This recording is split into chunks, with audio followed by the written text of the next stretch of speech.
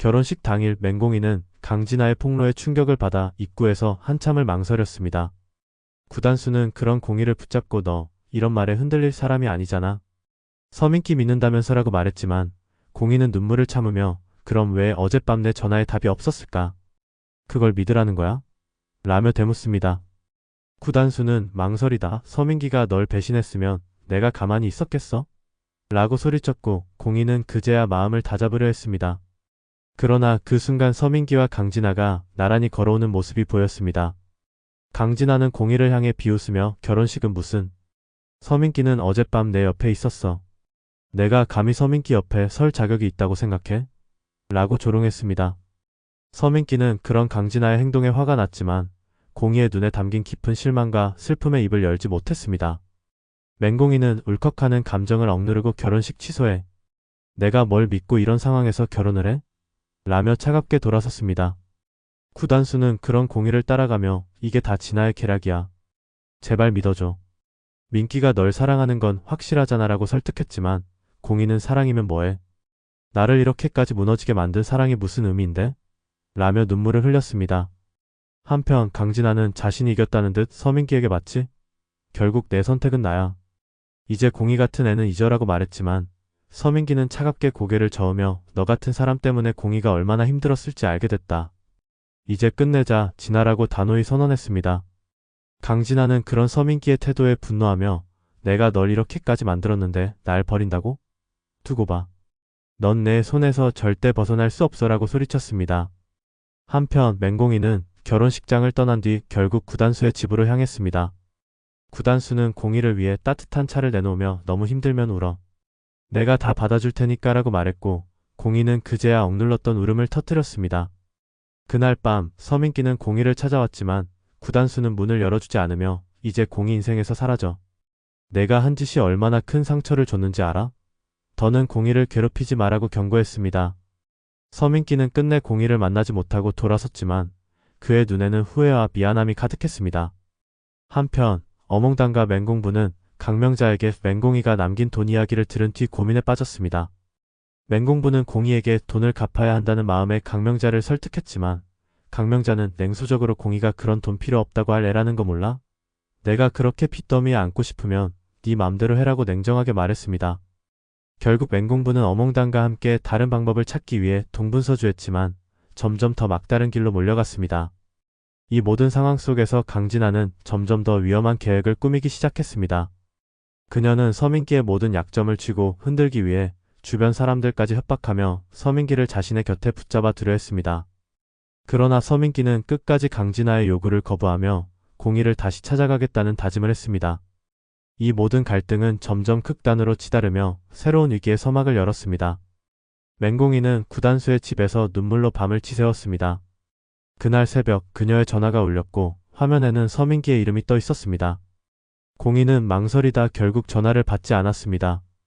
구단수는 그런 공의를 바라보며 제발 그 전화 받지 마. 너를 힘들게 한 사람을 또 받아들일 거야? 라고 단호히 말했지만 공의는 아무 말도 하지 않고 고개를 떨궜습니다. 이튿날 서민기는 회사로 향한 공의를 찾아왔습니다. 그는 사람들 앞에서 무릎을 꿇으며 공의씨 한 번만 기회를 줘. 내가 모든 걸 바로잡을게라고 애원했지만 공의는 그를 바라보지도 않고 그럴 기회는 어제였어요 라는 말만 남긴 채 차갑게 돌아섰습니다. 직원들 사이에 퍼진 소문은 삽시간에 강진아의 귀로 들어갔고 강진아는 분노에 휩싸여 직접 공의를 찾아갔습니다. 강진아는 공의의 사무실로 난입해 이제 그만 좀 해. 서민기 잡고 싶은 거면 차라리 나한테 무릎 꿇고 빌어. 라며 소리를 질렀습니다. 공의는 그런 강진아를 조용히 응시하며 당신이 그렇게 얻고 싶은 게 민기 씨라면 가져요. 하지만 그 사람이 당신 옆에서 행복할 것 같아요. 라며 되받아쳤습니다. 이에 강진아는 이성을 잃고 공의의 뺨을 때리며 내가 그런 말할 자격이 있어? 내가 내 결혼을 망쳐놓고도 뻔뻔하네. 라고 외쳤습니다. 두 사람의 싸움은 점점 격해졌고 이를 목격한 구단수가 달려와 강진아를 말리며 공의한테 손대지 마. 내가 한 짓 때문에 얼마나 힘들었는지 알아? 라고 소리쳤습니다. 그러나 강진아는 구단수를 비웃으며 너야말로 꼴사납게 굴지 마. 공의가 널 선택할 것 같아? 넌 늘 대체품일 뿐이야 라고 조롱했습니다. 한편 서민기의 어머니 정주리는 강진아와 은밀히 만났습니다. 정주리는 내 아들을 이렇게까지 만들다니 이제 내가 책임져야지. 공희 같은 애는 우리 집안에 들어올 자격이 없어라고 말하며 강진아에게 힘을 실어주려 했습니다. 강진아는 이런 정주리의 지지에 미소를 지으며 걱정 마세요. 서민기 제가 확실히 잡을 테니까 라고 답했습니다. 그러나 강진아는 속으로 더 깊은 복수를 다짐하며 공희 넌 절대 행복해질 수 없어. 내가 어디로 도망가든 끝까지 쫓아갈 거야 라고 중얼거렸습니다. 결국 강진아는 공희를 궁지에 몰기 위해 회사 내부에서 그녀에 대한 헛소문을 퍼뜨리기 시작했습니다. 맹공이가 서민기를 이용해 승진했다더라는 말부터 결혼식 파투 낸 게 공희라더라는 소문까지 퍼지자 공희는 점점 고립되었고 회사 내에서조차 따가운 시선을 받기 시작했습니다. 구단수는 그런 공희를 두고 볼 수 없어 소문을 퍼뜨린 사람이 강진아라는 것을 알아내고 직접 그녀를 찾아갔습니다. 그는 강진아의 사무실 문을 거칠게 열며 그만해. 내가 이렇게까지 해야겠어? 라고 외쳤지만 강진아는 태연히 내가 뭘 어쩔 건데? 공희를 지키기라도 할 거야? 너 같은 건 아무것도 못해라며 비웃었습니다. 구단수는 분노를 참지 못하고 책상을 내리쳤지만 강진아는 그저 웃으며 내가 그렇게 애쓰면 애쓸수록 공희는 더 망가질 거야. 그러니 계속해봐라고 도발했습니다. 그러던 중 서민기는 강진아의 계략을 알게 되었고 그녀를 찾아가 이제 그만해. 내가 무슨 짓을 해도 난 공희를 포기하지 않을 거야 라고 선언했습니다. 그러나 강진아는 그의 말을 비웃으며 포기하지 않을 거면 똑똑히 봐. 내가 공희를 얼마나 더 바닥으로 끌어내릴 수 있는지라고 말했습니다. 그리고 얼마 후 공희에게 의문의 사진이 배달되었습니다. 사진에는 서민기가 강진아와 함께 호텔에서 나오는 모습이 찍혀 있었고 이는 공희에게 또 한 번의 충격을 안겨주었습니다. 공희는 이 모든 상황에 지쳐 결국 구단수에게 나 이제 여기서 더는 못 버틸 것 같아.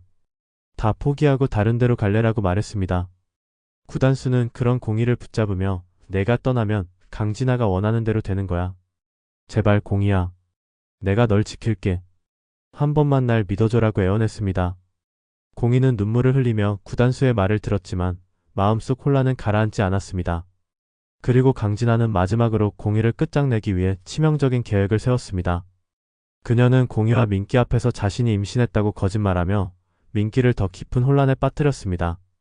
민기는 그 말에 충격을 받고 혼란스러워했지만 공희는 더는 참지 못하고 강진아에게 더러운 거짓말로 사람을 무너뜨리지 마. 내가 진짜 임신했다고 해도 민기 씨는 절대 너한테 돌아가지 않아라고 강하게 맞섰습니다. 강진아는 그런 공희를 보며 그래 어디 끝까지 가보자. 내가 내 인생을 어떻게 망가뜨릴 수 있는지 보여줄게라며 비웃었습니다. 상황은 점점 더 파국으로 치달으며 민기와 공희 그리고 구단수와 강진아의 관계는 더욱 복잡하게 얽혀갔습니다. 이들의 갈등은 이제 단순한 삼각관계를 넘어 서로의 인생을 송두리째 파괴하려는 치열한 싸움으로 변해갔습니다. 이 뒤에 이어질 내용은 구독과 알림 설정을 통해 확인해주세요.